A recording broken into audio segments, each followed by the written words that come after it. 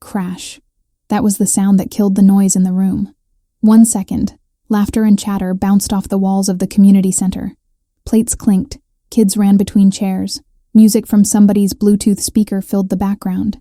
And then, glass, shattering, red wine exploding across the tile. It spread fast, like blood in a crime scene, seeping under shoes, dripping down chair legs. People jumped back, some gasped, others just froze with forks halfway to their mouths. Every single head turned, and all eyes landed on her. Tasha, my sister, the golden one, the one who never missed a chance to humiliate me. She'd done it earlier that night, standing by the buffet table with her perfect nails and that smug little smirk, calling me poor and pathetic, for everyone to hear. The words still stung like a burn, sitting under my skin. I hadn't even fought back. I'd just swallowed it like I always did. But now she wasn't smiling. Her hand was still outstretched, trembling, like she couldn't believe she'd dropped the glass. Her face was pale, lips quivering. The woman who strutted through life like she was untouchable looked human, weak. Her husband sat next to her, stiff as a board.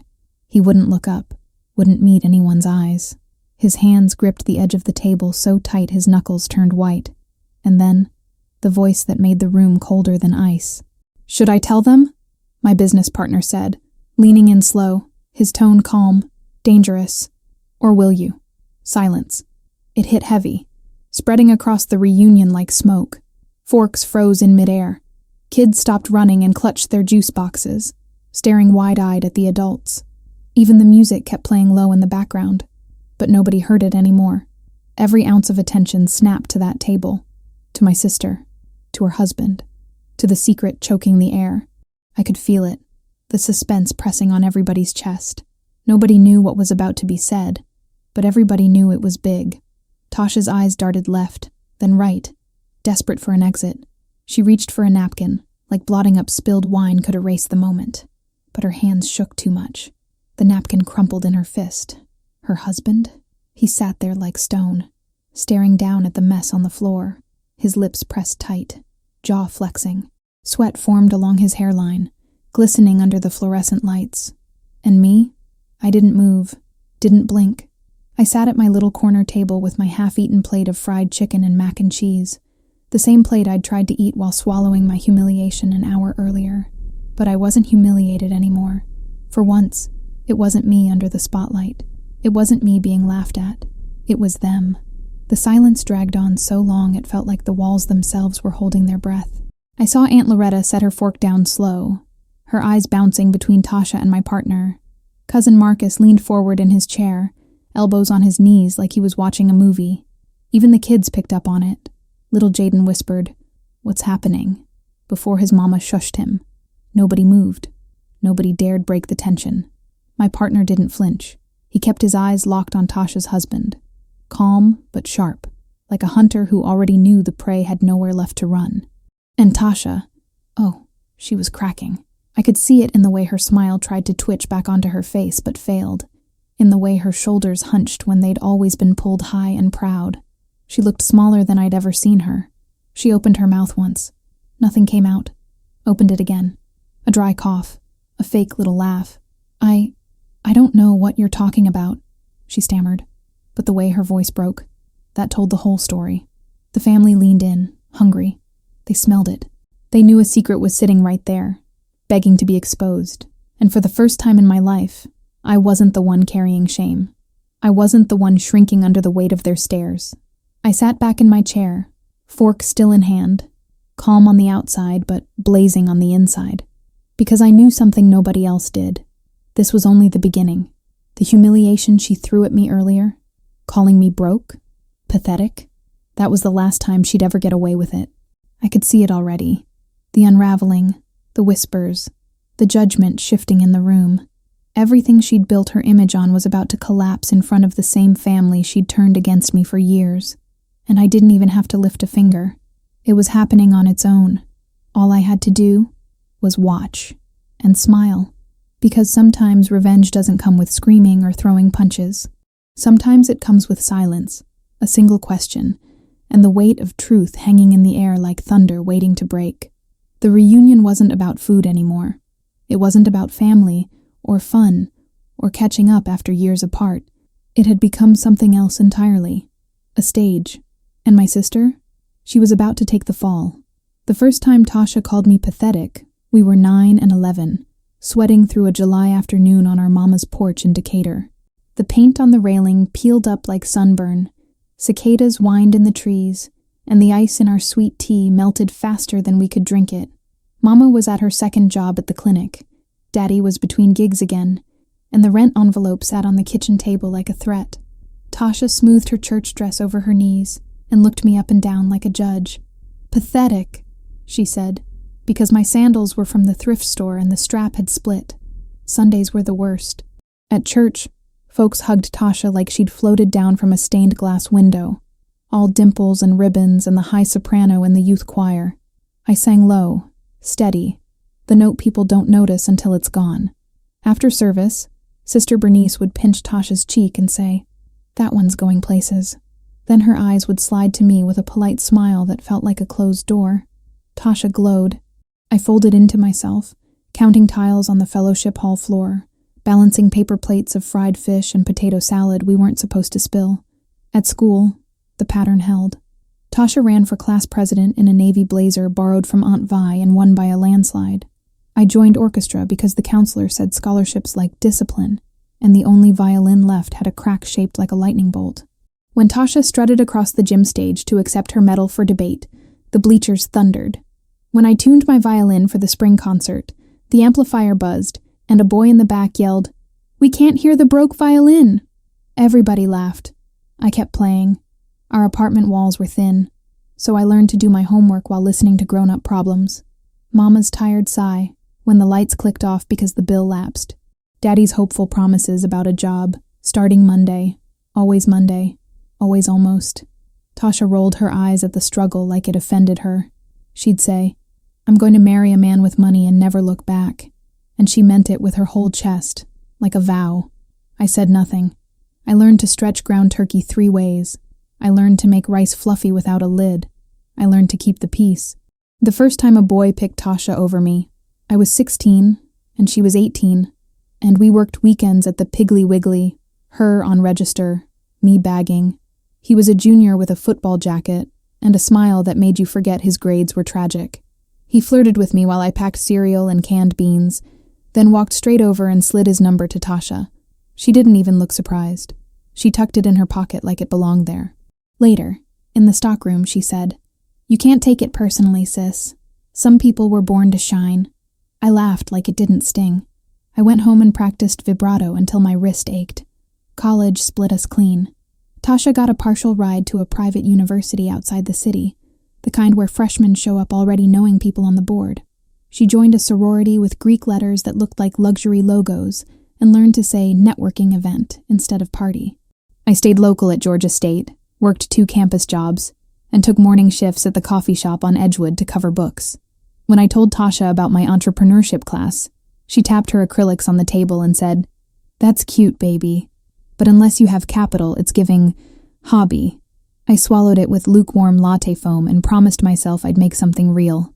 Our father passed the winter I turned 22, a quiet collapse in a parking lot outside a warehouse that never called him back. The funeral smelled like lilies and ammonia.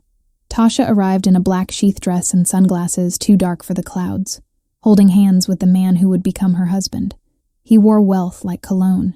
People made room for them the way you do for God or a storm.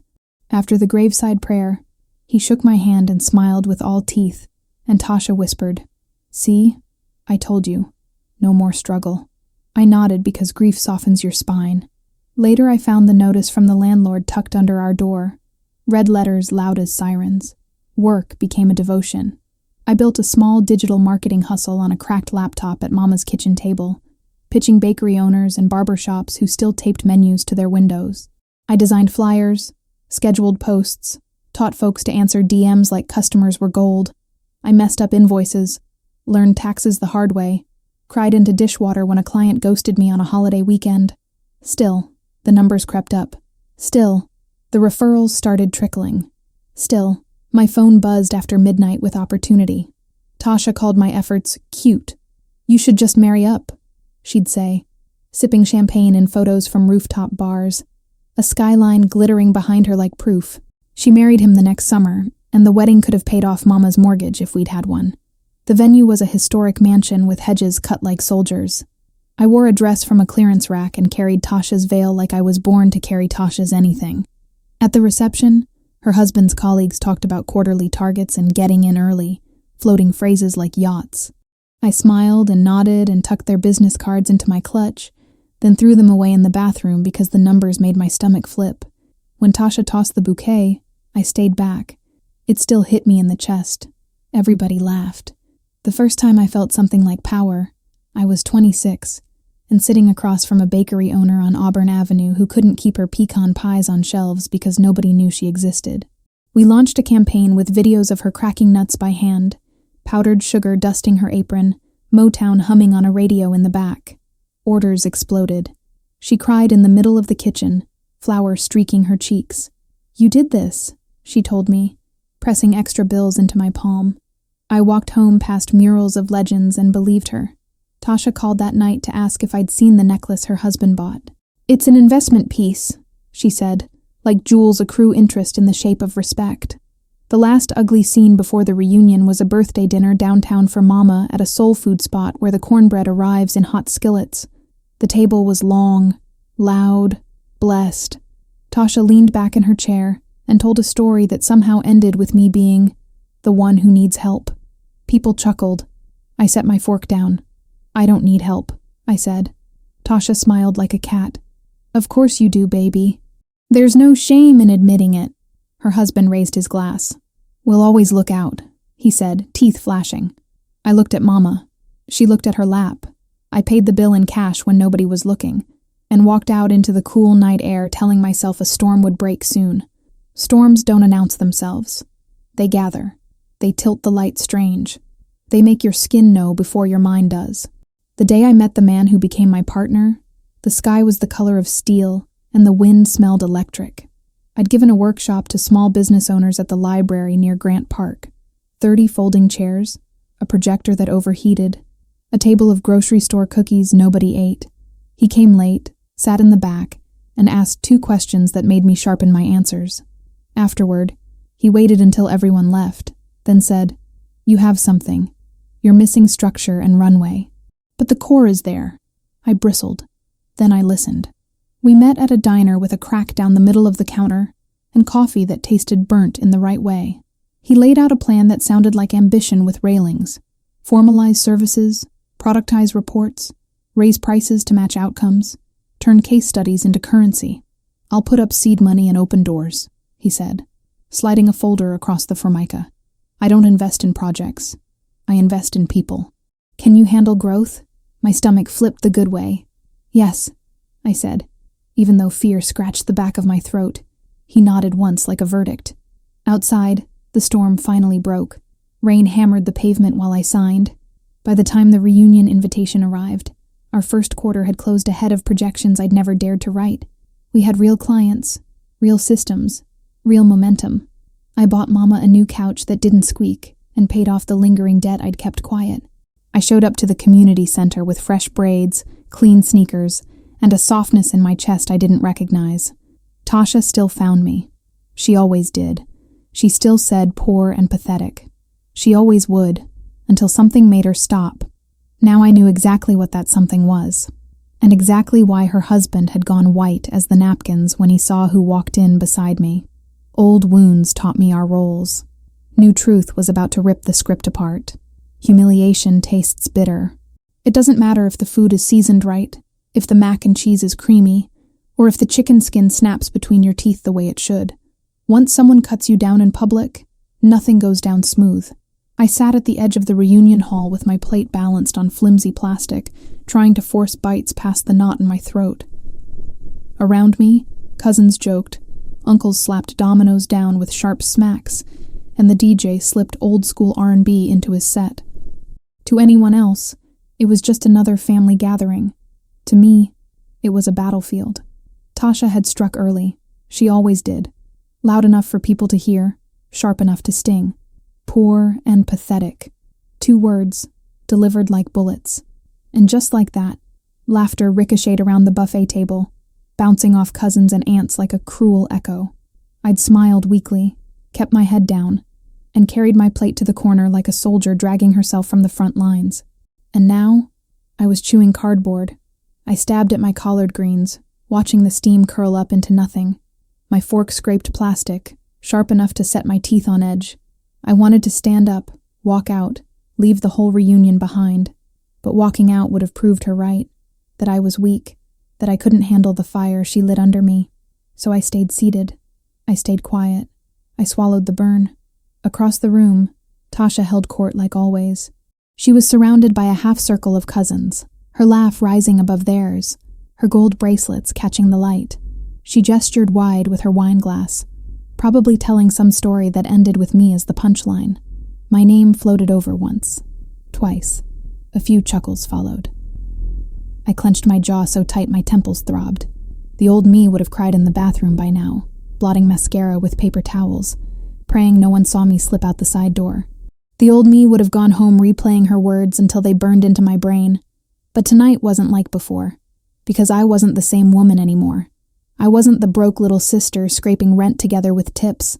I wasn't the one patching thrift store shoes with duct tape. I wasn't the ghost of every insult she'd thrown at me. I was somebody now. She just didn't know it yet. I pressed my fork into cornbread, crumbling the soft square into yellow dust, and made myself breathe slow. My business partner was running late, stuck in traffic. I'd invited him, half to introduce him to family, half because I wanted someone in the room who knew who I really was now. Someone who'd seen me in boardrooms, not just kitchens. Someone who looked at me like potential, not pity. And when he walked through those doors, I knew everything would change. But in that corner, with the sting of Tasha's insults still fresh, I fought the urge to strike back too soon. Revenge doesn't work if it's sloppy. It works best when it's silent, patient, surgical. So I sat there, looking like the same girl she thought she knew, while my chest burned with secrets she couldn't imagine. Uncle Ricky shuffled by, plate piled high with ribs, and clapped me on the shoulder. "You doing all right, baby girl?" His smile was kind, but the question carried weight. It was the same tone people used on me for years, half pity, half worry. "Yeah, I'm fine," I said, and it was true this time. I wasn't broken. I was steady. He nodded and moved on, leaving me in the hum of voices and the sticky sweetness of barbecue sauce in the air. I glanced back toward Tasha. Her husband had joined her, hovering at her side like a shadow. He looked sharp as ever. Tailored suit, polished shoes, watch that probably cost more than my rent used to. He fit the part she'd always imagined for herself. A man with money, status, power. But as I studied him, I noticed something off, a stiffness in his shoulders, a tension in his jaw. Like even before my partner showed up, something was already sitting heavy on him. I filed it away. A detail, a fracture in their perfect picture. Then I looked down at my plate, at food I couldn't taste, and told myself one thing. Wait, because timing is everything. Wait, because storms break when they're ready. Wait, because Tasha had laughed at me for the last time, and she just didn't know it yet. The DJ switched songs, dropping into an old Frankie Beverly track, and the family erupted into a cheer. People rushed to the dance floor, singing along, waving napkins in the air. I watched from my corner as the room moved like one body, joy spilling across the space. For a second, I envied them, their freedom to just be happy, untouched by shame. But then, over the music, I heard the front doors open. The sound wasn't loud, but it cut through everything inside me. My fork stilled, my breath caught, and when I turned to see who walked in, the fire in my chest shifted, because there he was, my business partner, tall, commanding, presence so strong it shifted the air around him. He stepped inside like the building belonged to him, like he'd been here before, and owned it. His gaze scanned the room, calm but sharp, and when it landed on me, I felt my spine straighten. And in that moment, I knew. This night wasn't going to end the way Tasha planned. Not at all. The moment he stepped through those double doors, the air shifted. You know how sometimes someone walks in and the whole room just recalibrates? Like every head turns whether they mean to or not. That was him, my business partner. He wasn't flashy, never was. No neon-colored suits, no loud jewelry. He dressed simple, but sharp. A dark blazer, crisp white shirt, watch with a face that caught the light when he moved. His presence wasn't about what he wore. It was about how he carried himself. Calm, measured, steady, like he'd already won before the game even started.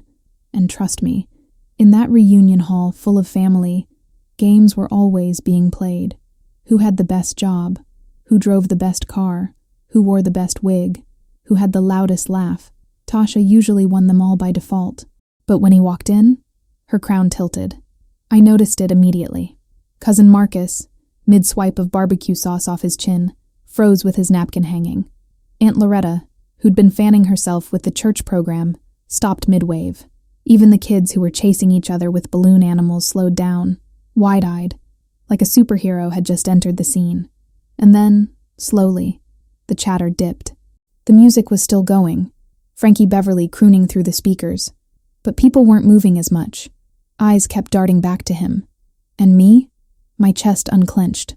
For the first time that night, I felt the sting of Tasha's words fade, because he wasn't just my partner in business.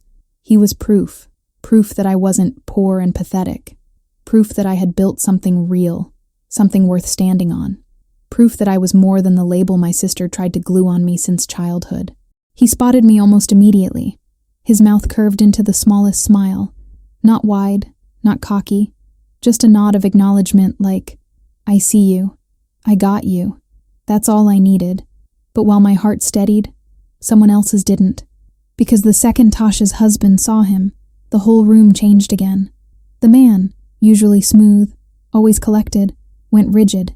His eyes locked on my partner, and it was like he'd seen a ghost. He stuttered mid-sentence, glass of sweet tea slipping right out of his hand, shattering against the floor. Ice cubes scattered, tea spread, and that sound, the crash, cut through the music the way lightning cuts through a sky. The silence after was brutal. People looked from the spilled tea to the husband, then to my partner, then back again. Questions spread like wildfire behind people's eyes, though no one said a word. I didn't miss it. I saw the way sweat popped on his forehead, the way his Adam's apple bobbed when he swallowed hard. I saw his hand clench into a fist against his thigh under the table, and most importantly, I saw Tasha. She was confused at first, frowning at her husband's reaction. Then she followed his gaze and finally noticed who had walked in beside me. Her face shifted. Not confusion anymore. Not annoyance. Something else. A flicker of recognition. Fast. Fleeting. But there. She covered it quickly, plastering on a fake smile, laughing too loud, saying, "Oh, somebody must have tripped you up, baby." But her laugh cracked.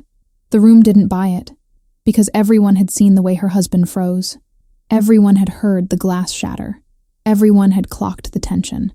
My partner walked forward, unbothered, calm, slow, like he was approaching a chessboard where he already knew checkmate was 5 moves away. He greeted a few elders politely, shook hands, nodded to people who nodded back. But when he finally reached me, the room was holding its breath. "Evening," he said to me, voice low but warm. He set his hand lightly on my shoulder. Just a gesture, but enough to make me feel grounded. "Hey," I answered, my voice steady for once. And right there, I felt eyes drilling into me. The family's curiosity was burning holes in my back. Who was this man? Why was he with me? And why did Tasha's husband look like he'd just seen the devil walk in? I didn't answer any of their silent questions. I didn't need to, because the silence itself was answering them. You ever feel the energy tilt so hard you know something's about to crack wide open? That's what was happening. The reunion had been Tasha's stage all night, her spotlight, her performance. But my partner's arrival had snatched the script right out of her hands. And though no one said it out loud, I could hear the thought rippling through the crowd. What's going on here? Tasha finally stood up, her laugh forced, her arms sliding around her husband like nothing was wrong. "So, you brought a friend," she said to me, her tone tight but pretending casual. "Not a friend," I corrected, my voice sharper than I expected. "My business partner." The word business landed heavy. People shifted in their seats, eyebrows raised. Cousins who hadn't spoken to me all night now leaned in, interested. Business? Partner? With him? I saw my mother's head lift from her plate across the room. Her eyes, tired but sharp, met mine, and for a second, just a second, I thought I saw pride. Meanwhile, Tasha's husband still hadn't said a word. He sat there, stiff, like someone had pinned him in place. My partner's gaze lingered on him, calm, steady, but heavy enough to make him sweat harder. And me? I sat back in my chair, finally breathing easier, the burn of earlier humiliation cooling in my chest, because the game had shifted. And for once, Tasha wasn't the one holding the power. The tea hit the floor like a warning nobody heard in time. Ice skittered under chairs, amber liquid pooled at his shoes, and the whole room leaned forward without moving. Tasha's husband didn't bend to clean it. He didn't blink. He just stared at my partner like the past had finally found him. He was always a smooth talker, the kind of man who could glide through a crowd and leave people flattered without remembering what he said. Tonight, the gloss peeled back. Sweat gathered at his hairline, darkening the edges of his crisp shape-up. His left hand twitched toward his pocket, then stopped, like reaching for a phone would prove he needed help. My partner didn't raise his voice. He didn't posture. He simply looked at the man the way bankers look at numbers, calm, exact, unwilling to lie. "Evening," he said, and the word landed heavier than a sermon. Tasha's husband nodded once, or maybe he flinched. Hard to tell. The motion barely made it past his collar. Aunt Loretta whispered, "Lord," and crossed herself, even though we weren't Catholic. A cousin near the dessert table mouthed, "Who is that?" The DJ turned the music down, without being asked. In that shrinking soundtrack, you could hear chairs creak, plates settle, someone's bracelet clink against glass. Everything ordinary went loud because everything else went quiet. Tasha tried to grab the narrative like a mic. "Baby, it's fine," she told her husband, voice bright, hands fluttering. "It's just a friend of my sister's who—" She stumbled. Her smile flickered. "Who helps with, marketing stuff." The words sounded small, like she was trying to shove a storm into a shoebox. "Partner," I said, not loud, but precise. The correction cut. Heads pivoted. My mother's lips parted, pride and worry doing a little tug of war inside her eyes. The old script, Tasha the achiever, me the afterthought, started to fray in front of everybody we'd grown up trying to impress. Tasha's husband finally spoke. "Didn't expect to see you here." His voice was sandpaper. No handshake offered, no smile. Just 5 words that told the room more than any introduction could. "Didn't expect to see you here." Expectation implies history. Surprise implies unfinished business. My partner tilted his head, the hint of a smile that wasn't friendly or cruel, just informed. Life's full of surprises. He let the line hang long enough for everyone to taste it, then glanced at me like, "You ready?" I was. The burn inside me had cooled into something sharper. Not anger. Clarity. Cousin Marcus, emboldened by spectacle, blurted, "Y'all know each other or what?" The question broke the last thin layer of politeness coating the room. People edged closer in the way people do when headlights illuminate a curve at night. Curiosity and caution arrived holding hands. Tasha's husband wiped his palms on his pants. "We've crossed paths," he said, choosing the safest possible phrase. My partner didn't let it stand. "We've done business," he answered, still even, still centered. Or rather, he asked me to forget about some. That sentence was a fuse. You could feel it spark. Cousins exchanged looks. An uncle coughed into his fist. Somewhere a baby laughed unaware. Tasha turned toward her husband, the performance slipping another inch. "What business?" she asked. Too light, too quick. He didn't answer. His eyes met mine for the briefest beat, and in that glance I recognized something ugly and familiar, the hope that I'd stay small enough to ignore. Not tonight.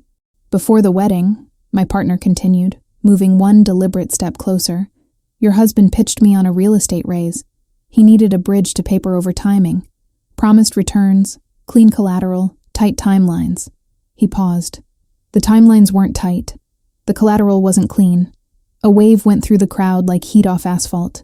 Money talk at a reunion will quiet even the loudest table. Auntie eyes sharpened. Uncle hums deepened. The men at the dominoes slowed their hands.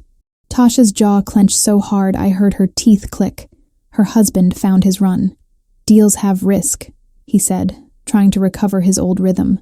Sometimes markets move. We settled everything. He aimed the last sentence at the family, not at us, as if reassurance could be willed into truth by tone alone. My partner lifted a brow. Is that how you remember it? He didn't look at me for backup. He didn't need to. He had documents, dates, and the kind of memory men develop when money has tried to disappear.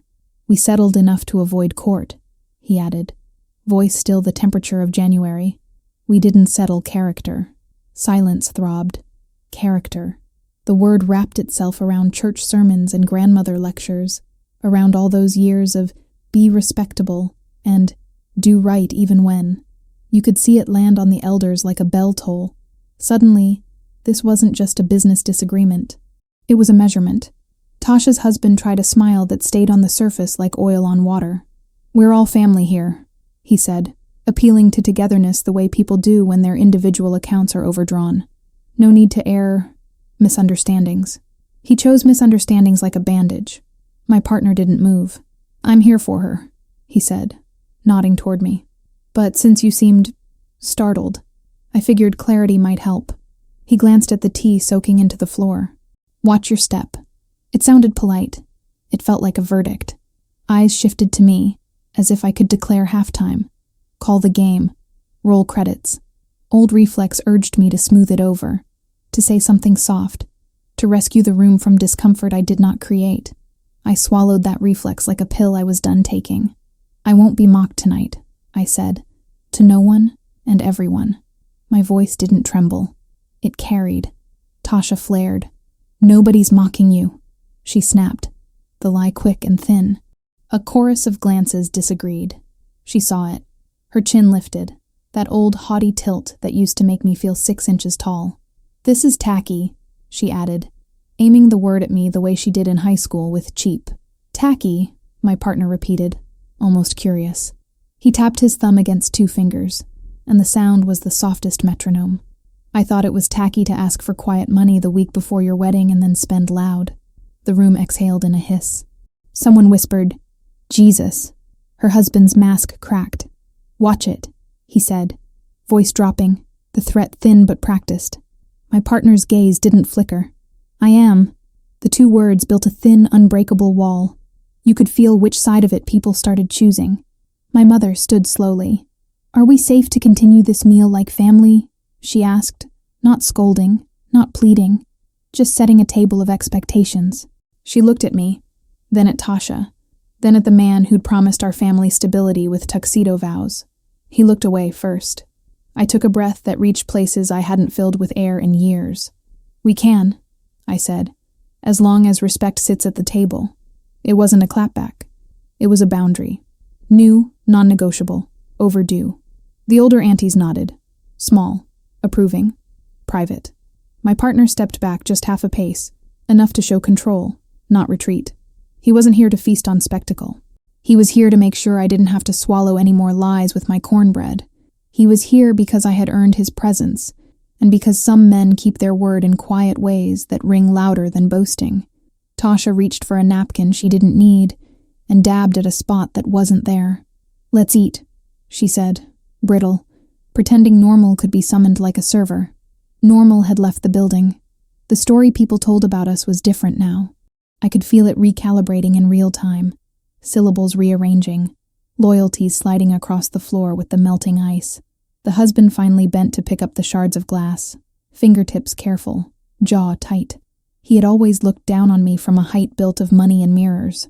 Tonight, he was looking down because he had to, because the mess was at his feet, because pretending not to see it would cut him worse. My partner glanced at me one last time. No gloating, no wink, just the quiet question that had carried me from tiny invoices to signed retainers. Ready to stand in what you built? I was. I squared my shoulders, set my fork beside my plate, and let the room memorize a new truth. I wasn't the girl in the corner anymore. The freeze wasn't mine. The shame wasn't mine. And the next move wouldn't be theirs. The moment Tasha's husband bent down to pick up the shards of glass, whispers spread like wildfire. They didn't roar. They didn't shout. They slithered. Low voices, darting eyes, mouths hidden behind napkins. Black families are like churches. Nothing stays quiet long. Every cousin, every auntie, every uncle suddenly had a theory forming behind their eyes. Why he's shaking like that? What he got to do with that man? You see the way she jumped when he walked in? The reunion no longer smelled like barbecue and potato salad. It smelled like suspicion. I sat there with my hands in my lap, feeling the room tilt toward me. Just an hour ago, all eyes had been on me for laughs, at the buffet line, with Tasha's words painting me as a joke. Now, the stares were different. Sharp, searching. They weren't laughing. They were hungry. Hungry for truth. Hungry for gossip. Hungry for the spectacle of Tasha's perfect image slipping through her fingers. And Tasha knew it. She tried to keep smiling, tossing her hair, whispering to her husband with her nails tapping lightly on his wrist like she could smooth the tension back into silence. But her act was wearing thin. I'd known her long enough to spot the cracks. She raised her voice, too loud, too fast. "Well," she said, clapping her hands once, "how about we all move on? We're here to celebrate family, right? Ain't no reason to drag old business into new blessings." But the problem was, she'd said business. That word clung to the air. Business. Everybody had heard my partner mention it. Everybody had seen her husband freeze. Now? They wanted answers. Cousin Dee Dee leaned across the table to whisper to Aunt Loretta, "You think he cheated?" "Lord, I bet it's some woman." "Nah," Marcus cut in, pretending to sip his drink but really leaning toward them. "Sounded like money. Sounded like he owed that man something." "Could be both," Dee Dee whispered back. "You know men don't ever mess up just one way." Their whispers weren't quiet enough. I saw Tasha's jaw clench, her smile stretching tighter, tighter, like plastic about to snap. Meanwhile, her husband still wouldn't look up. He stacked the glass shards on a napkin, neat and careful, like the act of cleaning could erase the way his body shook when my partner walked in. The whispers grew. From the dessert table, "She always so high and mighty. Figures it'd catch up one day." Near the dance floor, "Didn't he just buy her a new car? Wonder where that money came from." At the buffet, I knew something was off with him. Look at how he's sweatin'. Everywhere the tide shifted. For years, Tasha had been the golden one, walking into reunions with her dresses that looked like magazine spreads, flashing rings and handbags, telling stories about vacations on yachts, or dinners at steakhouses with menus that didn't have prices. People admired her, envied her. Some even bowed their heads when she walked past, just to avoid the sharp end of her tongue. But now those same people leaned back, arms crossed, lips pursed. The admiration was cracking, curiosity replacing it, judgment sharpening right behind. Tasha finally snapped. "Y'all got something to say?" she barked, eyes flashing, scanning the room. "Go on, get it out. Don't sit there whispering like kids in Sunday school." Silence answered her. Heavy, suffocating silence. Because no one dared speak up directly. They didn't need to. The whispers had already done the damage. I could feel it in the air, the shift of power. For the first time, I wasn't the family's punching bag. I wasn't the quiet, pitiful sister sitting off in the corner. No. Tonight, it was Tasha under the microscope. And the more she squirmed, the worse it got. My partner stood calmly beside me, one hand in his pocket, his face unreadable. He didn't need to add fuel. He'd already lit the match. I sat still, letting it unfold, my fork resting on the edge of my plate. Inside, my heart beat steady. No panic, no shame, just release, like I'd been holding my breath for years and finally exhaled. Across the room, I heard Uncle Ricky mutter to his brother. A man's past always shows up at the table. His brother grunted in agreement, and right then, Tasha's husband made his first real mistake. He slammed his napkin down and stood up. "Enough," he said, too loud, too harsh. The word cracked like a whip, snapping every head toward him. I said it was handled. That's the end of it. But his voice shook. His hand trembled as it pressed flat on the table. And in that instant, everyone knew it wasn't the end of it. The whispers surged back louder than ever, rolling across the room like a tide. I leaned back, folded my hands, and let them talk. Because for once in my life, the story wasn't being told about me. It was being told about them. And the cracks were only just beginning to show. Before that night at the reunion, before the whispers turned sharp, and the laughter shifted directions. I lived years in the grind. Quiet years. Years where nothing looked like success, but everything was planting seeds. When I first said I wanted to start my own business, even Mama looked at me sideways. Not because she didn't believe in me. Mama believed in prayer, and prayer could move mountains. But because she knew how heavy the world sat on a black woman trying to climb with no ladder. "Baby, just make sure you can eat," she told me, stirring a pot of beans that stretched across 3 meals. "Dream big, but don't starve in the meantime." And I didn't. I worked, harder than anyone saw. By day, I was clocking in at a customer service gig where my headset smelled like disinfectant wipes and strangers yelled in my ear for things I couldn't control. By night, I sat at Mama's wobbly kitchen table with a secondhand laptop, sketching logos, writing posts, learning how to make words sell. While Tasha posted champagne flutes clinking on rooftop patios, I was Googling how to write a contract and free accounting software. The hustle wasn't glamorous. It was me, sweatpants and cold coffee, watching YouTube tutorials at 2 a.m., while the glow from the screen made my face look ghostly in the dark. It was walking to the library in 90-degree heat, just to use the Wi-Fi when ours got cut off. It was begging a bakery owner on Auburn Avenue to let me run her Instagram for $50 and a box of day-old muffins. But it was also learning. That bakery gig, I poured myself into it. Posted videos of the owner cracking eggs one-handed, showing off her flour-dusted apron, letting customers see the love in her hands.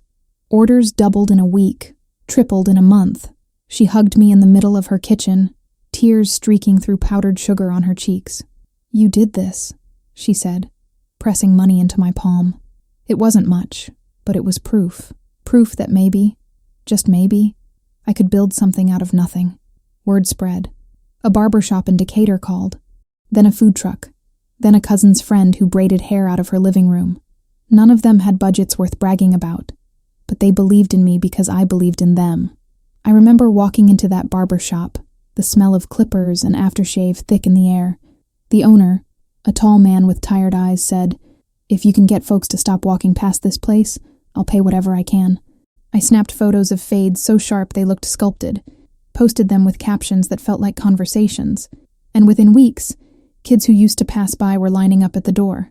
That's when I realized I wasn't just running accounts. I was giving people a voice. People like us, black, overlooked, written off, finally had a way to be seen. But success didn't come clean. There were nights I cried into dishwater because clients ghosted me after I put in hours. There were weeks where I had $20 to my name, praying nothing broke in the house. There were moments I stared at Tasha's photos, her in silk dresses, heels on marble floors, and wondered if she'd been right, if I really was pathetic for choosing struggle over a man with money. But every time doubt crept in, something small pushed me forward. A DM from a customer saying they found a new favorite food truck because of my post. A message from a mother saying her daughter felt beautiful after a salon appointment I'd promoted. Those little wins stacked. By 24, I wasn't rich, but I was stable. Rent paid on time, groceries in the fridge, a new couch for Mama that didn't squeak when you sat on it. And I had clients who called me back, month after month, trusting me to keep them visible. That's when he showed up. The man who became my partner. He didn't find me in a boardroom. He found me at the library, giving a free workshop to small business owners. 30 folding chairs, a projector that whined, a table of grocery store cookies nobody touched. I stood there with my slides, nervous but determined, walking through strategies like I belonged on a bigger stage. He slipped in halfway through, sat in the back, arms folded. I thought he wasn't listening until he asked 2 questions that knocked me sideways. What's your system for scaling without burnout? And what's your plan to convert local trust into regional growth? I blinked at him. Nobody had ever asked me questions like that.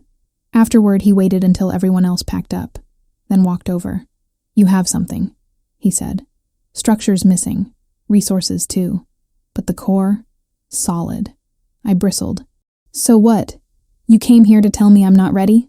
He smiled, small and steady. "I came here to ask if you're ready to get ready." We met the next day at a diner. The place smelled like grease and burnt coffee, but it was where deals started for people like us. He slid a folder across the Formica counter. Inside, projections, opportunities, ideas I hadn't dared to dream. I'll put in seed money, he said. I'll open doors. But I don't invest in hobbies. I invest in people. Are you ready to grow? Fear clawed at my throat. Who was I to say yes? I was just a girl from Decatur with a cracked laptop and a dream. But something in me, the same fire that had kept me hustling when nobody believed, rose up. Yes, I said. And just like that, we became partners. The first quarter, rough. We stumbled, adjusted, nearly drowned in invoices. But by the end of it, we closed ahead of his projections. Clients doubled. Revenue doubled. My name started moving through rooms I'd never been invited into. That's how I walked into that reunion. Not broke, not pathetic, not the little sister forever trailing behind, but a woman with receipts. And when my partner stepped into that hall beside me, his presence wasn't just his. It was mine. It was everything I'd built, everything I'd fought for, walking in with me. And Tasha's husband? He knew it. That's why he froze. Because the past he thought he'd buried had just walked through the door with me. And now, everyone was watching. Respect doesn't always arrive with a trumpet. Sometimes it comes quiet, like the air changing right before rain. After the glass shattered and the whispers rose, I felt it. A tilt, a sway, a new center of gravity that wasn't anchored to Tasha anymore. People started drifting toward me. Not all at once. First came cousin Dee Dee, smoothing her blouse like she was approaching a podium. Hey, baby, she said, smile softening as her eyes took in my partner, then me. I've been meaning to ask about your business. You do church pages too? I nodded. We do all kinds of community orgs, I said. What you need? She exhaled, relief loosening her shoulders. We've been trying to fix that bulletin for months. Folks can't find the live stream link. A tiny line of pride warmed my chest. Practical. Useful. Real. Behind her, 2 little boys hovered with plates of brownies, pretending not to listen. One whispered, "She famous?" The other shrugged. Kinda.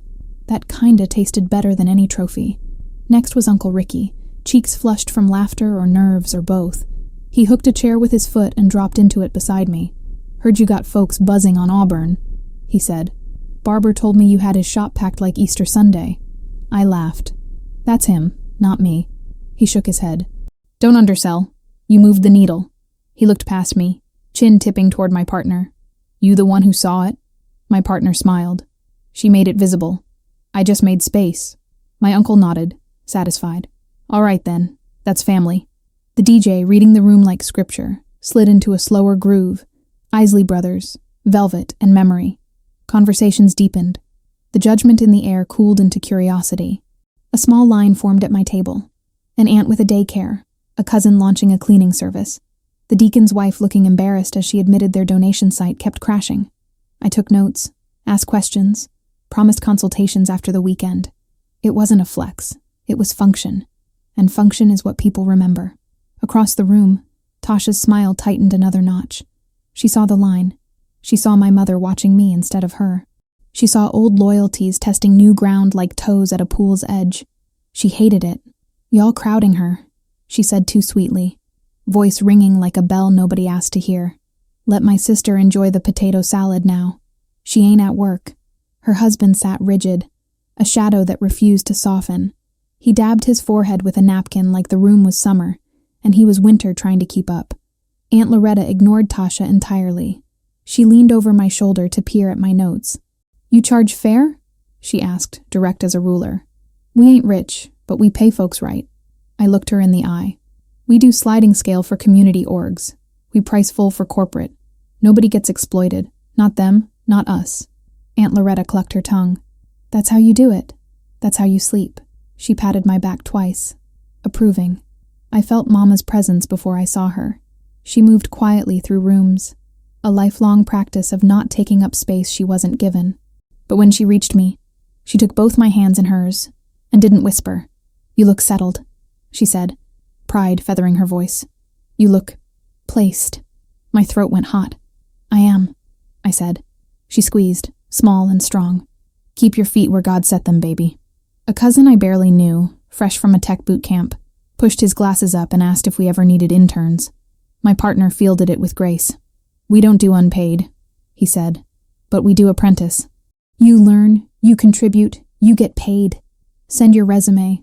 The boy lit up like somebody struck a match in his chest. Tasha rolled her eyes so hard I could hear it. I could have bathed in the validation, floated on it, but a different feeling settled instead. Steadiness. The truest revenge wasn't spectacle. It was competence recognized in daylight. Still, spectacle teased the edges. Near the buffet, two aunties staged a whole commentary behind their hands. She'd been calling that girl pitiful for years, one murmured. And for what? The other snorted. Projection. Always was. Nearby, Cousin Marcus had apparently appointed himself MC of the tea. Notice who's sweating and who not, he stage whispered. Laughter bubbled, mean and delighted. I didn't join it. I didn't need to. Tasha tried a pivot. She lifted her glass, refilled, controlled, and called out, "A toast to growth." People hesitated, then raised cups out of habit more than enthusiasm. She smiled bright enough to blind. We all growing, right? New seasons, new blessings. It should have worked. It had always worked. But the room's energy didn't bend back toward her. It hovered where the gravity had shifted. My partner caught my eye. Let it pass. I did. The toast tinkled into the air and evaporated. Then the deacon himself shuffled over, hat in hand. "Daughter," he said to me, voice kind but businesslike. "We been trying to get the food pantry scheduled to folks without Facebook. Old phones, you know." I nodded. "We'll set you up with SMS alerts," I said. "Simple, reliable." He blinked, impressed by the words he didn't fully understand but trusted anyway. "Bless you," he said, then turned to my partner. "And you, thank you for seeing our girl." My partner inclined his head. She saw herself. I just agreed. The compliment landed in my chest like a key in the right lock. Behind the dessert table, Tasha's veneer finally slipped. She whispered hard at her husband, finger jabbing air like punctuation. He stared straight ahead, jaw grinding, a statue trying not to crack. When she spun back toward the room, the smile returned, but it was plastic now, warped at the edges by heat. I stood to stretch, and 3 conversations zipped toward me at once. A teen cousin asked about turning her art into prints. An elder wanted to know if we could digitize church archives.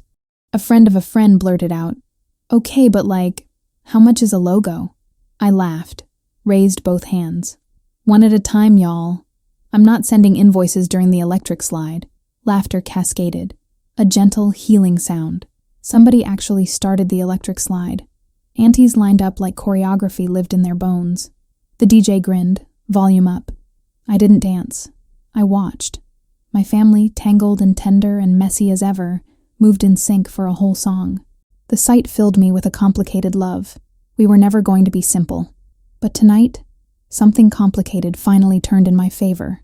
Tasha approached, heels precise, perfume arriving a second before she did. "Congrats," she said, smile tightened to a thread. "You finally got your little business noticed." I met her gaze, calm. "It's not little." Her eyes flashed, then cooled.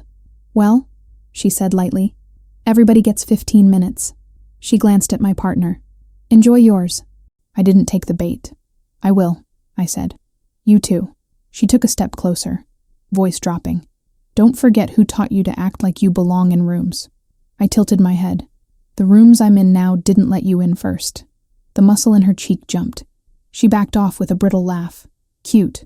My partner's hand grazed my elbow. Steady, not possessive. "Water?" he asked. "Please," I said. He returned with 2 bottles and a look that said, "Don't waste breath sparring. The room has already decided." He was right. You can't out-talk a shift that's already settled into people's bones. As the song ended and applause popped like popcorn, I realized the quiet miracle happening at my table. Business cards, phone numbers, napkins with scribbled ideas, evidence of trust anchored by need. Not clout, not envy. Need. My kind of church. The DJ queued up Maze again. The elders whooped, and a breeze from the propped-open door slid over my skin. For the first time that night, I tasted the food on my plate. Salt, smoke, sweetness. Real flavor. Real appetite. I wasn't starving anymore. Not for approval. Not for a seat. I had both. And the room? It knew it. Tasha always wore her confidence like a crown. Growing up, I used to watch her in the mirror. practicing smiles the way other girls practice dance routines. She knew exactly how to curl her lips, widen her eyes, tilt her chin so that people believed whatever story she wanted to tell. That smile had gotten her out of trouble with teachers, into the arms of wealthy men, and onto pedestals she never deserved. But tonight, that smile was working overtime. She stood at the edge of the dance floor, hips swaying just enough to keep rhythm with the music, a champagne flute in her hand like a scepter. Her teeth flashed bright, but her eyes told on her. They darted quick, scanning the room, watching how people leaned toward me instead of her, watching how heads tilted when my partner spoke, how laughter bubbled around my table instead of hers. She hated it, and she tried to cover it the only way she knew how. Perform harder. "Family!" she called out suddenly, her voice cutting over the track the DJ was playing. "Can we just take a second to appreciate how blessed we all are tonight? Good food, good music, everybody together." A few scattered cheers answered, polite but thin. Folks raised plastic cups because that's what you do when somebody yells cheers. But I could feel it, the lack of spark. The energy had shifted away from her, and she was clawing to pull it back. Her husband, still stiff in his chair, barely moved. He didn't clap. He didn't cheer. He just kept his jaw locked, eyes fixed on nothing. I watched her, that brittle brightness in her face, the way her laugh sounded just a shade too loud, the way she brushed invisible lint from her dress, checking to see if people were still watching her. I knew that smile. It was the same one she wore when we were kids, and she'd lied to Mama about breaking the lamp in the living room. The same one she wore in high school when she pretended she didn't care about the boy who ghosted her. The same one she wore the day she walked down the aisle, hiding nerves she'd never admit to. It wasn't real. And for the first time, everyone else was starting to notice. Cousin Dee Dee whispered to me. She looked nervous. Aunt Loretta muttered, "That's what happens when you play too perfect for too long." Even the kids caught it. One little girl tugged on her mama's dress and said, "Why Auntie Tasha smile with her teeth but not her eyes?" The cracks were showing, and the more she tried to tighten her grip, the faster it slipped. She strutted over to my table like she was on a runway, her heels clicking sharp against the tile. "So," she said sweetly, "looks like you finally found yourself some help." Her gaze flicked to my partner like he was an accessory, not a person. "He's not help," I said, calm but firm. "He's a partner." Her smile didn't falter, but I saw her eyelid twitch. A partner." She sipped her champagne, eyes never leaving mine. "That's cute." "Not cute," I said evenly. "Successful." Her smile froze. For a second her mask slipped, just a flash of irritation tightening her mouth, her jaw clenching hard enough to crack. But she caught herself, forcing her lips back up into that practiced curve. "Well," she said lightly, "everybody gets a little shine sometimes. Don't get too comfortable." "I'm not comfortable," I told her, my voice low enough that only she could hear. "I'm rooted." That hit. I knew it did, because she blinked fast, once, twice. She wasn't expecting me to push back. She wasn't expecting me to sound steady. For years, I'd let her words flatten me. Tonight, I wasn't folding. She glanced around quickly, noticing the way family members were watching us out of the corners of their eyes, not laughing, not mocking, just watching. So she turned the volume back up on her performance. She threw her head back, laughing at nothing. She complimented Cousin Marcus's cheap sneakers like they were designer. She called the kids so precious, even though I knew she couldn't stand when they got fingerprints on her things. She kept that smile stretched across her face like paint cracking under heat. But the more she smiled, the faker it looked. My partner leaned down toward me. "You don't have to say a word," he murmured. "The room already sees it." And he was right. Because no matter how hard she tried to hold it together, people weren't buying her act anymore. They noticed the tension in her shoulders. They noticed the way her husband hadn't moved since the spill. They noticed how every perfect thing about her tonight suddenly looked forced. I sat back, watching her unravel in slow motion. For years, she'd been the one with the power, mocking me, laughing at me, parading her life like a trophy. But tonight, her crown was slipping, and her fake smile couldn't hide it. The first crack in his voice was almost nothing, a hairline fracture you'd miss if you weren't listening for it. But the room was listening now. Even the kids, half bored and sugared up, sensed the tremor. Tasha's husband straightened his tie, dabbed his forehead, and tried on a casual tone that didn't fit. "All right," he said, stepping forward a half step, palms lifted like a referee. "Let's not make this bigger than it is." Bigger than what exactly? The question braided itself through every glance in the room. He cleared his throat, shot a quick look at my partner, then aimed his words at the audience like he was pitching a deal. "We're talking about a misunderstanding from a while back. Timing issues, liquidity, it happens." He smiled thin, teeth barely showing. "Handled." My partner didn't blink. "Did you handle it?" he asked mildly. "Before or after you asked me to sign the NDA?" A murmur rippled. NDA. The kind of letters that make church folks sit up a little straighter. Tasha's husband forced a chuckle. "Come on. Everybody uses NDAs. Standard stuff." He said it like he believed repetition could sand down the edge of reality. "Standard," my partner echoed, unbothered. "Is that what we're calling a confidentiality agreement sent at 11:42 p.m. on a Sunday with a clause that would prohibit me from reporting fraud?" Aunt Loretta said, The kind of church, that means I knew it. The domino table went silent. Even the DJ's finger hesitated over the next track. Tasha's husband swallowed. "No fraud," he said quickly. "Nobody said fraud. I didn't say fraud." The word clanged around the hall like a dropped pan. He'd said more in denial than anyone else had said out loud. Tasha's face pinched. "Baby," she hissed through her smile. "Stop entertaining this." Her nails bit into his sleeve. He shook her off too fast. An ugly flicker they both pretended didn't happen. He tried a new angle. Mockery. "Look, man," he said to my partner, spreading his hands in a practiced display of ease. "We both know deals move. I brought you an opportunity. You passed. No harm. No foul." My partner's eyebrow lifted a millimeter. "You brought me a spreadsheet with inflated rent rolls, a letter of intent that hadn't been signed, and a verbal commitment from a lender who emailed me in writing that he'd never heard of you." The room inhaled. Tasha's neck stiffened so hard I heard the beads at the end of her braids click. Her husband gave a short, brittle laugh. "You're misremembering." "Am I?" my partner asked, reaching into his jacket and tapping a phone he hadn't even unlocked. "June 19th. Your email subject line was, bridge. Need discretion. You asked for 75 to cover a 90-day gap. You promised 9% monthly and first position on collateral that was already pledged." He didn't raise his voice. He didn't have to. Dates and numbers are louder than volume. And that's when the slip-up came. "It wasn't already pledged," Tasha's husband snapped. Too fast, too defensive. "It was—" He stopped, realized the path he'd opened, and tried to slam the door. "It was in process. We could have repapered."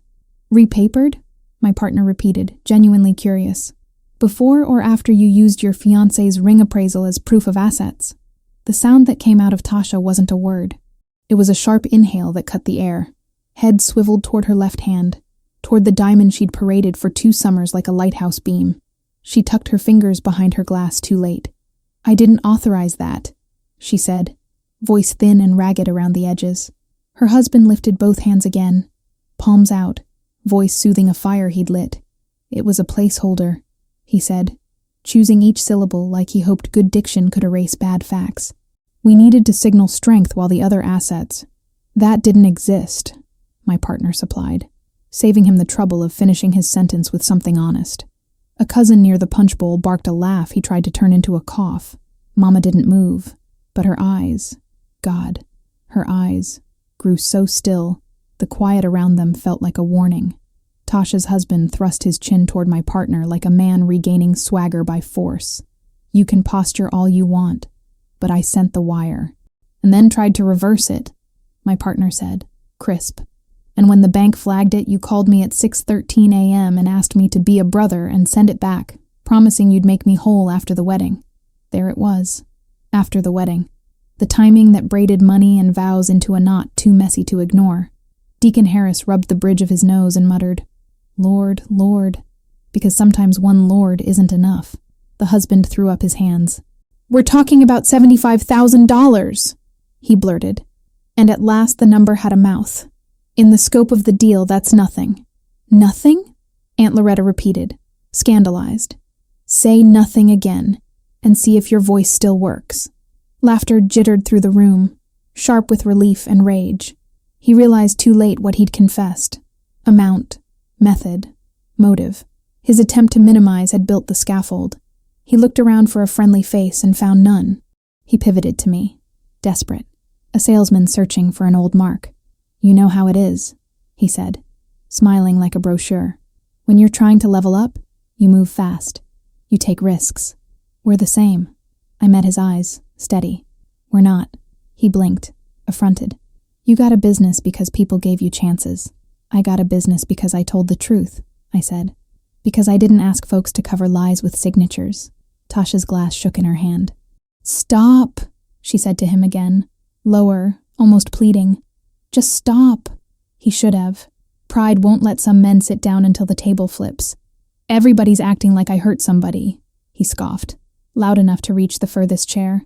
"But nobody lost a dime. He didn't send it." He jabbed a finger at my partner, reckless now. "He grandstands like he's clean, but he's not that clean. He wanted in. Then he got spooked when I said the lender wanted adjustments." "Adjustments," my partner said softly. "You mean falsified occupancy?" Tasha's husband exhaled hard, then made the mistake of the night. "It's called staging demand," he said, triumphant, as if the right euphemism could turn theft into theater. "Everybody does it." The sentence hung in the air like smoke from a match that had just found curtains. "Not everybody," Mama said, voice calm as a cut. "Not my house." Heads nodded. Elders first, then the cousins who still remembered their Sunday school verses. This wasn't talk about markets anymore. This was about marrow. He felt it. The room slipping beyond persuasion. He tried one last pivot. Piety. "Look," he said, hands pressing down as if he could calm a wave. "We're at a family event. We should keep unity. Unity without honesty is costume," my partner replied. "We're done with costume." The husband's mouth opened. Shut. He turned to Tasha for rescue and found only the reflection of himself. Sharp suit, dull eyes, a future narrowing by inches. She smiled at the room, that old pageant face, but when she spoke, her voice betrayed her. "We will discuss this privately," she announced, "as a family." "Discuss what?" someone called. He already said it. The whisper became chorus. He said it. He said 75. He used her ring. He asked for quiet money. He said everybody does it. The story had shape now, edges, weight. It would travel home in cars and ride shotgun in group chats. It would not return the same. My partner tipped his head, a small bow toward closure. "I've said enough," he told the room. Then, to me, just for me, "You don't need debris in your mouth anymore." I nodded. The burn that had once swallowed me whole was gone. In its place, a clear, cool line between what I'd accept and what I wouldn't. Tasha's husband stepped back from the center of the room as if the floor had moved. Maybe it had. He bumped his chair, fumbled, and caught himself on the table edge. For a heartbeat, I almost felt sorry. Then I remembered every time he'd looked through me like I was furniture in a lobby he didn't plan to sit in. "Respect sits at the table," I said quietly, repeating my boundary so the walls could learn it too. Or I don't. No one argued. No one laughed. The room, at last, agreed. If there's one thing I learned from my partner, it's that real power doesn't come from shouting. It comes from speaking so calm, so steady, that people lean in closer just to catch every word.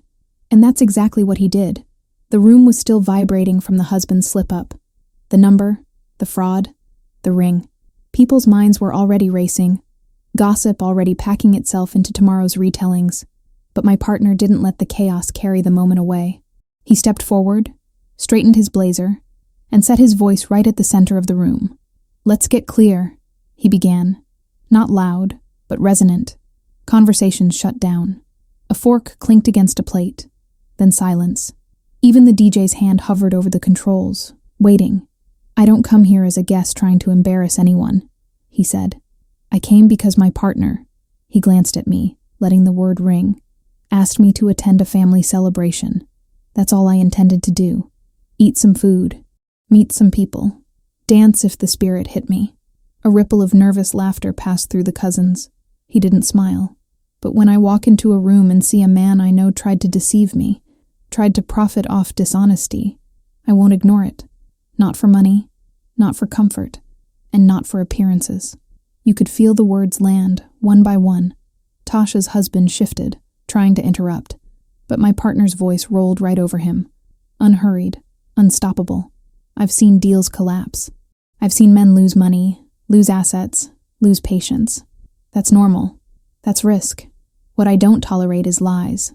Lies about what you own. Lies about what you can deliver. Lies about what's already promised to someone else. That's not business. That's theft with paperwork. A gasp cut the air from somewhere near the buffet. The word theft hit heavier than any number could. Theft was a sin people in that room understood. Theft carried shame. Tasha's smile, still plastered on, still brittle, flickered dangerously. "Okay, now hold on," she interjected, her voice trembling beneath the polish. "Nobody's saying my husband is a thief. He did," my partner replied simply, nodding toward the man who had confessed to staging demand. His own words. I just translated. Laughter broke out, sharp, mean, unstoppable. A cousin slapped the table. An aunt actually wheezed. The husband flushed crimson, veins pulsing in his neck. "Y'all think this funny?" he barked, voice cracking under the weight of mockery. "You think money grows on trees? You think it's easy to build something?" "Easy?" my partner echoed. He turned, looked at me, then back to the room. "Let me tell you what's easy. Easy is lying on paper. Easy is promising what you can't deliver. Easy is borrowing against what doesn't belong to you. That's the shortcut. That's cheap." He let that breathe, then leaned slightly forward. "You know what's not easy? Watching your mother work double shifts to keep the lights on. Walking to the library in summer heat just to use Wi-Fi because the internet got cut off. Teaching yourself contracts at 2 a.m. on a secondhand laptop while the world tells you you're wasting your time." My throat tightened, because those were my stories. My partner had seen them, listened when I thought nobody cared, and he was telling them back to the room with reverence. "That's not easy," he continued, "but that's honest. That's what builds something real. And that's why I partnered with her." He pointed toward me, not grandly, just enough. Every eye followed. She didn't ask me for shortcuts. She didn't fake her numbers. She didn't beg for quiet money. She built, day by day, deal by deal, truth by truth. And I put my name next to hers because integrity still matters. Silence thickened. Respect shifted like a tide. I looked around the room and saw faces. Faces that used to smirk at me, whisper about me, dismiss me. Now they were nodding. Some were ashamed. Some were proud. Some were just stunned. But none of them were laughing. Tasha tried again, voice brittle. "So what? You came here to put us on trial. This is family, not court. Family," my partner said gently, "is the first place you should expect honesty. If you can't have it here, you can't have it anywhere." The words echoed like scripture. Aunt Loretta clapped once, then twice, then suddenly applause. Not roaring, not chaotic, but steady. People clapped, nodded, murmured, "Amen," under their breath. I sat frozen, heat rising in my chest, not from shame this time, but from pride. Pride so strong it made my eyes sting. Tasha's husband stood there, pale, furious, humiliated. He wanted to fight, to argue, but every attempt would only dig him deeper. The more he spoke, the more he revealed. The more he tried to defend, the guiltier he looked. So he sat down, hard, chair legs scraping against tile. His jaw was clenched so tight I thought his teeth might crack. My partner's voice softened now. "We don't have to drag this further. The truth's out. What you all do with it, that's your choice." He glanced at me again, eyes kind, steady. But I know where I stand. Beside her. Always beside her. I don't remember standing, but I did. My knees wobbled, but my back stayed straight. For once I wasn't shrinking in the corner, wishing to disappear. I was standing in the light, in my truth, in my power, and the room saw me, all of me. No more whispers about poor and pathetic, no more mockery, no more laughter at my expense. The spotlight had shifted, and for the first time in my life I wasn't running from it. I was owning it. Tasha's smile didn't break all at once. It frayed, thread by thread, nerve by nerve, until the mask she'd curated since middle school hung crooked on her face.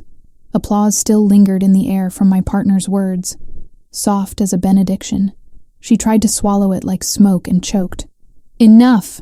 she snapped, aiming the word at the room but letting it hit me. We get it. You built a little brand. Congratulations. The word little scraped like sandpaper. She lifted her chin, painted calm returning. But since we're passing out truth, let's pass all of it. Her husband flinched. Tasha. A warning. She ignored him. She took 3 precise steps toward me, heels striking tile, perfume sweet and sharp. You think I don't see what this is? She asked, voice syruped for company, eyes flat. You've always wanted my place. The attention. The respect. The room. She gestured wide, claiming every gaze like property. You finally found a man to co-sign your fantasy and now you want to crown yourself. I didn't move. No crowns, I said. Just honesty. Her mouth twitched. Honesty? She laughed. A harsh, pretty sound that missed warmth by a mile. You mean the kind you practice when you show up with a partner nobody's ever seen and act like you didn't drag him here to make a scene? Heads turned. She pressed. Tell them the truth. Tell them you needed him to make you look important. She didn't need me, my partner said, tone even. She earned me. Tasha's eyes flashed. You speaking for her now? Her gaze slid over him, slow and dismissive, because from where I'm standing it looks like she's speaking for you. She let the innuendo dangle, poisonous. A few cousins sucked their teeth. Somebody muttered, now she reaching. My mother stood, spine straight. Tasha. The name held history. Mind your mouth. Why? Tasha fired back, voice cracking. Because it offends the church plates? She laughed again, but her hands trembled around the stem of her glass. Y'all don't care about truth. You care about performing truth. That's why you clap for him like he's a deacon, and pretend my husband didn't just admit something people in business do every day. It's not every day, Aunt Loretta said, cool as a switch. It's wrong. Tasha's breath hitched. She rounded on her aunt, then reconsidered, then turned back to me as if I'd organized the entire judgment. You always wanted me humiliated, she hissed, quieter now, for me alone. Since we were kids, you wanted me small so you could feel big.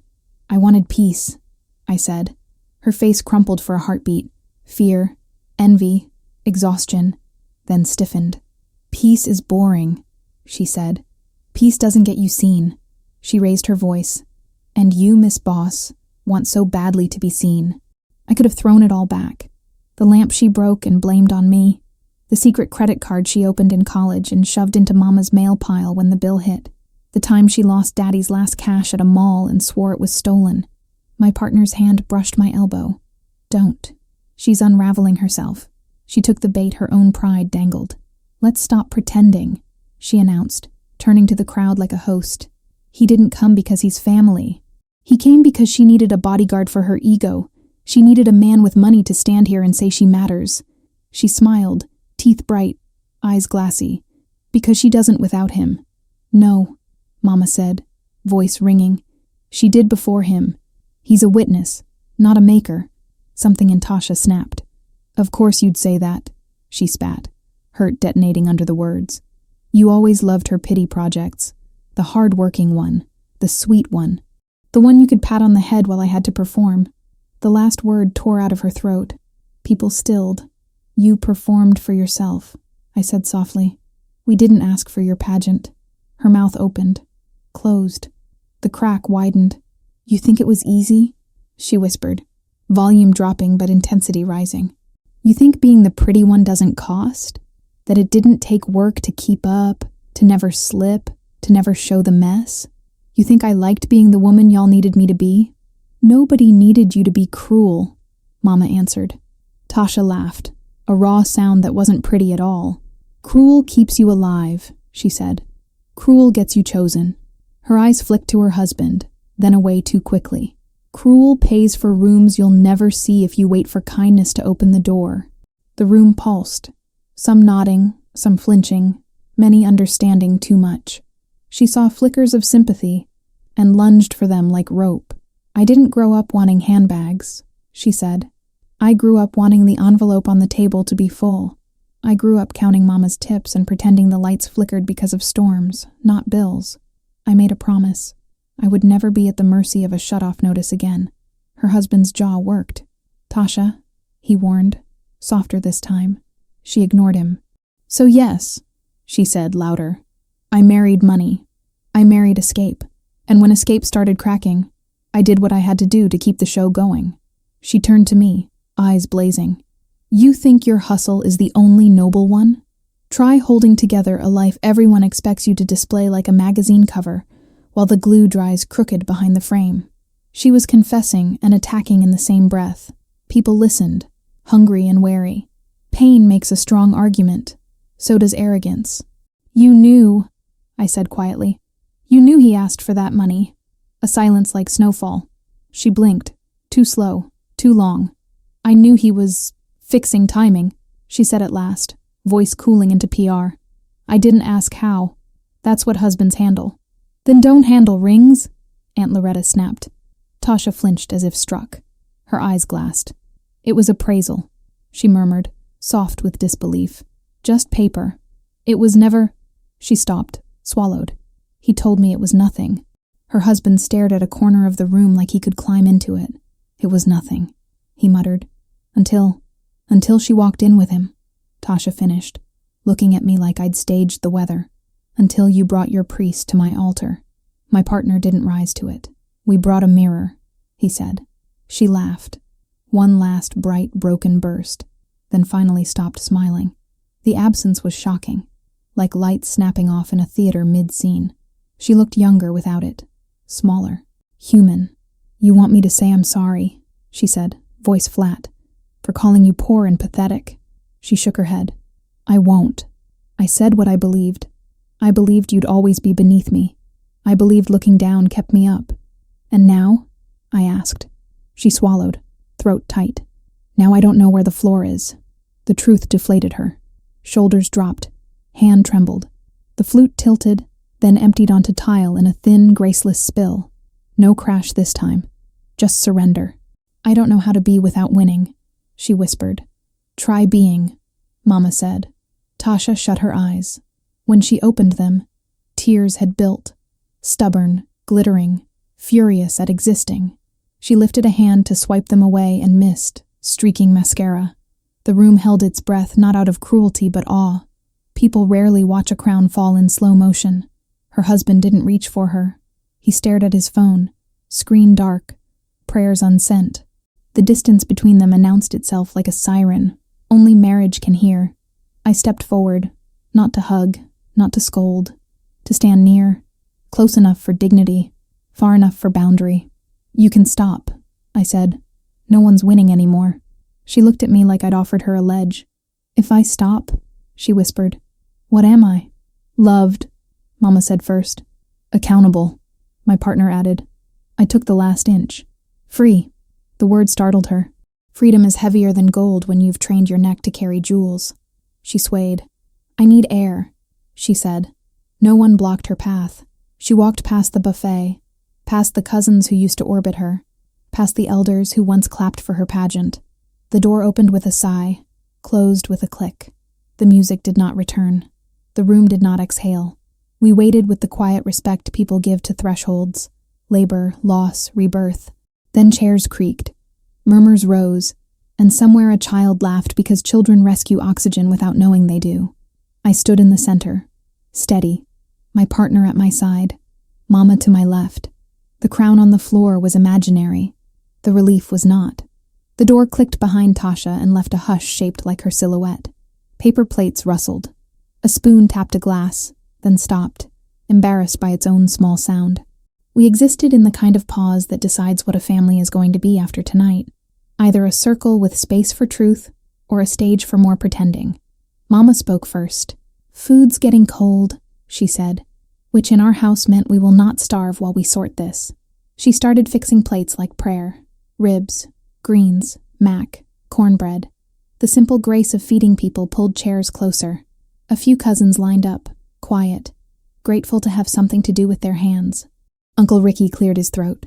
I was wrong. The words dropped heavy, honest. He looked at me, not past me. I laughed earlier. Shouldn't have. You don't deserve that. He set a rib on my plate like reparations could be sauced. You built something. That's grown folk work. My chest tightened in a good way. I nodded. Thank you.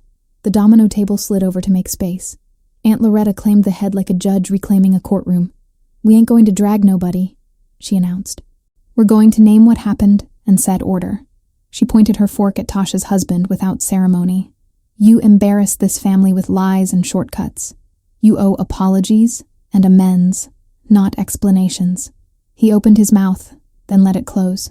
Progress. Cousin Dee Dee shuffled nearer, napkin clutched like a Bible. "I used to repeat what Tasha said," she confessed, eyes slick. "About you. It made me feel close to her. I'm sorry." She squeezed my shoulder. "You deserve folks standing beside you, not over you." I swallowed, heat rising. Apology accepted. She exhaled. Lighter. The deacon leaned his cane against the table. "Scripture says, 'Better is a poor man who walks in integrity than a rich man who is crooked in his ways.'" He looked straight at the husband. "You ain't poor. Don't be crooked." A murmur of amen moved through the room. Not loud, but sure. My partner kept quiet, radiating steady the way a lighthouse doesn't brag about light. When people drifted toward him, he redirected them back to me with a palm tilt. "She's the work. I'm the witness." Respect, like current, flowed accordingly. Two teenage cousins edged up with shy bravado. "So, if we start a t-shirt line, can you teach us ads?" one asked. The other chimed in. "And like real prices? Not cousin prices?" I laughed. "I'll teach you the math that keeps the lights on." Their grins cracked into real smiles. "Bet." Across the room, Mama handed a plate to Tasha's husband. He stared at it like it might testify. "Eat," she said, soft but steel. "Then call whoever you need to call to make right what can be made right." He took the plate, shame pinking his ears. "Yes, ma'am." Not everyone knew where to stand. Some cousins hovered at the edges, arms crossed, eyes calculating. You could see the gears. Tasha's always been the sun. What do we rotate now? I didn't blame them. Power is a habit as much as a fact. Habits take time to unlearn. I didn't campaign. I didn't sermon. I helped Aunt Loretta pass napkins and told the deacon we'd set up text alerts for the pantry. I took down the daycare hours for a flyer and penciled a time to meet the boot camp cousin about apprenticeships. Doing is its own persuasion. Then the door opened and Tasha stepped back in. No smile, no crown. Mascara cleaned as best she could in a bathroom mirror with bad lighting. She stood there, more woman than performance, and the room shifted again, not toward spectacle, but toward decision. Mama beckoned. "Come eat." Tasha's eyes flicked to her husband, then away. She walked over, sat, and took the plate Mama built. Meat, greens, starch, the theology of survival. Her hand shook with the first bite. No one clapped. That was mercy. After a minute, she looked at me. I was cruel. 4 words, all spine. "I'm sorry. Not decorated, not dramatic. Clean." My throat tightened.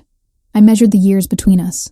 The lamp, the mall, the boys, the laughs, and set them down like heavy bags I was done carrying. "I receive it," I said, "and I won't be your target again." She nodded, the tiniest bow. Agreement. Boundary witnessed. She turned to Mama. I lied to stay pretty. Mama touched her cheek. "Be whole instead." Tasha closed her eyes. Relief is ugly before it's beautiful. Aunt Loretta set her fork down with authority. "Consequences don't cancel love," she said. "Love don't cancel consequences." She pointed at the husband. "You will talk to the elders after you talk to the bank. There will be a plan. Paper, dates. No more whispers." He nodded, chastened. "Yes, ma'am." The DJ, who had been studying the room like a weatherman, lifted the volume gently. Maze easing back in like a friend who'd stepped outside to take a call. The electric slide formed on instinct. A rebaptism in 3 steps and a pivot. People danced, not to forget, but to remind their bodies we were still allowed to move together. Tasha didn't join. She watched, chewing thoughtfully, unfamiliar with quiet. I caught her eye and tilted my chin toward the line. "You coming?" She hesitated, then shook her head. "Not yet. Fair." My partner leaned close. "You did that," he murmured. "You turned heat into light." I smiled. "We did." He shook his head. "You first." When the song ended, a cluster of elders approached me like a council. "We want you on the scholarship committee," one said. "The kids need to see a path that isn't just stage lights." Another added, "And bring your notes. We're terrible at minutes." Laughter rose. I nodded, humbled. "I'll show up with systems and snacks." "Bring both," they said. "We trust snacks." By the dessert table, a little girl tugged my sleeve. "You look like a boss," she whispered. I crouched. "You look like a future boss." She beamed so hard her beads clicked. From the doorway, night air moved through the hall, lifting the edges of tablecloths, cooling hot faces. It smelled like damp concrete and cut grass, a Georgia evening tucking itself around us. I breathed deep. The knot that had lived in my chest for years had finally loosened. Tasha stood, gathered her plate, and approached the elders. "I'll help with the fundraising gala," she offered, voice small, sincere. Not the spotlight, the lists, the calls. Eyebrows climbed. Aunt Loretta nodded once. "All right then. Start with thank yous. Gratitude is cleanup." Her husband hovered, out of orbit. He cleared his throat. "I'll send statements tonight," he said to my partner without swagger, "and a proposal for repayment." My partner looked at him for a long second. "Send a proof of funds first," he replied. "Then we'll talk." The man swallowed. Yes, we were not fixed. We were turning. Turning is work. Later, as people packed leftovers into foil swans and stacked chairs with the choreography of generations, I found Mama at the sink, running water over serving spoons like absolution. I took a towel and joined her. "You all right?" she asked. I searched for a word big enough, settled on two. "I'm home." She kissed my forehead. "Took you long enough," she teased, eyes shining. "Next time, bring that partner sooner. He eats greens like he got sense." I laughed. "He does." We killed the lights row by row.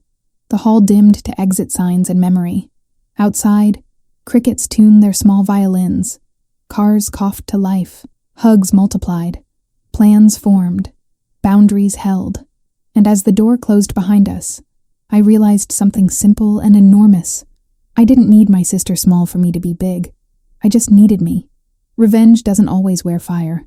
Sometimes it's quiet, like the shift of gravity when people start believing in a new story. Sometimes it's the sound of silence where laughter used to be. That was my revenge. Not loud, not cruel, not even intentional. Just the truth standing tall, unshaken, while the lies crumbled on their own. After Tasha's mask cracked and her husband confessed more than he meant to, I didn't feel the need to gloat. I didn't rub it in, didn't spit back all the years of insults and nicknames she'd thrown at me. I didn't even raise my voice. That would have been too small for the moment. Too petty. No, my revenge was standing still and letting everyone else see. The family saw the way Tasha's husband squirmed, saw the sweat bead on his forehead, saw his voice shake as he tried to clean up what couldn't be cleaned. They saw how her fake smile finally collapsed. They saw the truth she'd been running from for years, that all her glitter was paper thin, and behind it was just fear. They also saw me, the sister she mocked, the poor and pathetic one, the one who used to cry in the bathroom during reunions, who used to shrink into the corner, who used to leave early so I wouldn't be the last joke of the night. They saw me sitting steady, answering questions about real businesses, offering solutions, commanding respect without raising a hand. That was the revenge. I didn't have to perform. I didn't have to put her down to stand tall. My existence, my presence, my growth, it spoke louder than any insult she ever tossed my way. When the cousins who used to laugh at me now lined up to ask about their hustles, when the uncles who once brushed me off leaned in to listen, when Mama's eyes finally glowed with pride instead of worry, that was it. That was the payoff. No dramatic takedown. No screaming match. Just truth, seen clearly in daylight. Tasha tried to re-enter the room, tried to eat, tried to settle into silence, but the difference was already cemented. People weren't orbiting her anymore. They weren't waiting for her to entertain or flatter or scold. The pull had shifted. The story had flipped. She sat there, eating slowly, listening to conversations that no longer bent toward her. I almost felt sorry for her. Almost. Because I understood what it was to want the family's approval, to ache for it, to build your whole identity around being the chosen one. But I also understood something she didn't, that approval means nothing if you don't own yourself first. And me? I owned myself now. I could have stood up in that moment, raised my voice, made a speech about everything she'd ever done to me. I could have listed every insult, every cruel whisper, every time she left me behind, but that would have kept me tied to her shadow. Instead, I let silence do the work. The silence of people realizing they'd underestimated me. The silence of my sister realizing she'd overplayed her hand. The silence of a husband realizing the mask of successful provider had cracked. And in that silence I smiled. Not wide, not mocking, just enough to show peace. Later that night, as people packed leftovers and hugged their goodbyes, I noticed the difference. Folks who used to pass me with half-hearted nods now lingered. They touched my arm. They asked about meetings. They told me they were proud. Even the ones who didn't speak kept glancing back, like they were seeing me for the first time. That was my silent revenge. Not her downfall. My rise. Not her shame. My dignity. And when Mama hugged me at the end of the night, pressing her cheek against mine, she whispered, "You held your ground. That's the revenge." She was right, because sometimes revenge isn't about striking back. It's about refusing to fall, even when somebody builds a whole stage just to watch you stumble. It's about letting them realize, slow, painful, undeniable, that the person they tried to bury is the one standing in the light. As we left the hall, I walked past Tasha and her husband without a word. No gloating, no smirk, no petty jab. I didn't need it. The silence between us said everything. She avoided my eyes, and that alone was enough. I stepped into the night air, cool and heavy with summer humidity, and for the first time in years, I didn't feel small. I didn't feel overlooked. I didn't feel pathetic. I felt whole. That was the revenge. We left the community center slow, like the building itself didn't want to let us go. Chairs scraped inside, a last few laughs ricocheted off cinder-block walls, and the night folded around us in warm Georgia air. My heels clicked against the sidewalk, steady as a metronome. The parking lot lights hummed, casting long silver ribbons over cracked pavement and oil moons. Grill smoke hung ghost-thin in the dark, and somewhere down the block a train horn split the silence before dissolving back into summer. I breathed deep. For the first time in years, the air didn't taste like swallowing myself. Mama looped her arm through mine. "You hungry again?" she teased, like we hadn't eaten twice. Habit, not appetite. I smiled. "A little." She squeezed. "That's how peace feels. Like room." We stood there a moment, listening to crickets arguing with car alarms far away. The door opened behind us. Chatter spilled, then thinned. Tasha stepped out, eyes rimmed clean, no costume on. She didn't say anything at first. None of us did. The quiet wasn't hostile. It held shape, like a porch that knows your weight. "I don't know how to start," she said finally. The truth of it unfastened something old in me. I nodded toward the night. "Start here." My partner hung back, granting space the way good men do when the conversation is women's work. He leaned against a lamppost, looking up like the stars had a spreadsheet only he could read, and let the sisters be sisters without an audience. Tasha stared at the concrete, then at me. "I thought winning meant I had to stand on somebody's neck." She swallowed. "I forgot feet get tired. Winning meant survival to you," I said. "I get it." She blinked hard, and I saw the girl we used to be, the one who ironed her uniform before sunrise, who practiced smiles until her cheeks ached, who decided early that pretty was a shield you don't put down even to sleep. "I'm going to therapy," she blurted, surprising herself. "I don't want to live on stage anymore." Mama breathed out a laugh that was half prayer. "That's a first step." Tasha nodded. "Second step is calling some folks and telling the truth." She flicked a glance at the door. "Third is figuring out who I am when I'm not performing." We walked to our cars together. The community center's mural, hands in every shade, palms open, glowed in the sodium light like it finally made sense. My partner fell in at my side. "You good?" he asked softly. "I'm not starving," I said. "That's new." He smiled. Small. Onward then. My phone buzzed. 3 new emails from cousins about logos, an aunt about the daycare website, the deacon about the pantry texts. Opportunity. Tidy as envelopes. The girl who once watched rent notices like storm warnings had become the woman people called when they wanted roofs to hold. I turned to Mama. "You coming by?" She shook her head. "I'm riding with your sister." Her eyes said the rest. "Bridges don't rebuild themselves." Tasha touched my shoulder.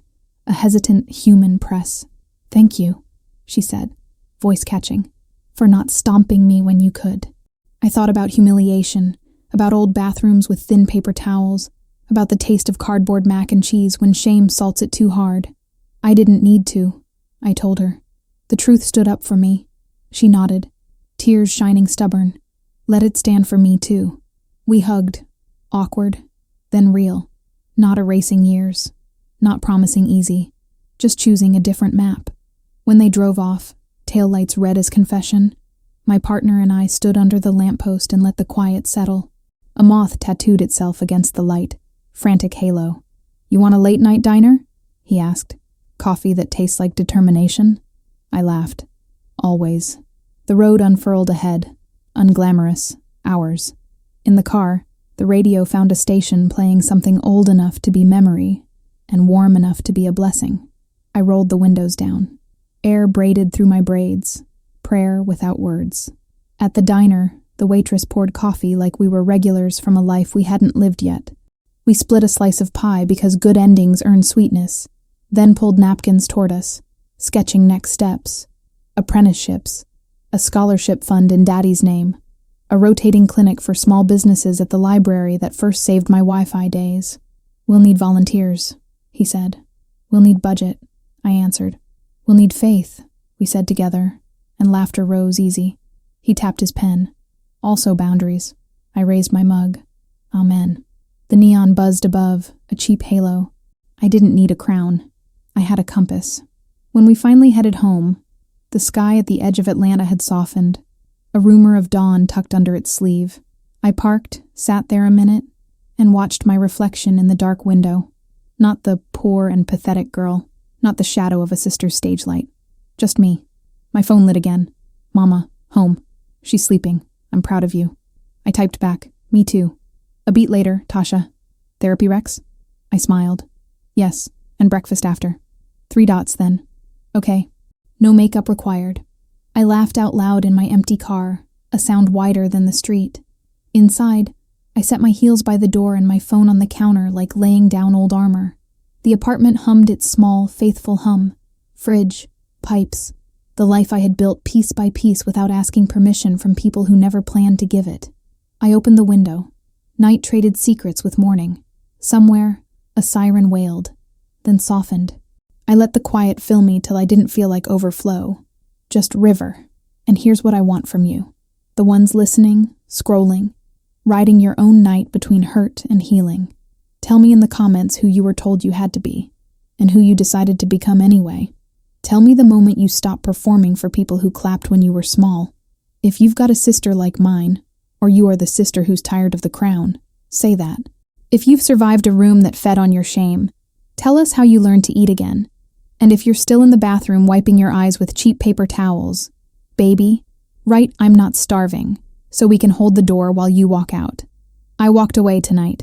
Not from family, from a script that never fit, from a crown that wasn't mine, toward a table I helped build. The door didn't slam behind me. It stayed cracked, like mercy. Tomorrow we'll sweep, call banks, send emails, fry leftover chicken, argue about price per plate for a gala. Life goes on, but it goes on different when truth sits in the big chair. I didn't win. I didn't lose. I left standing.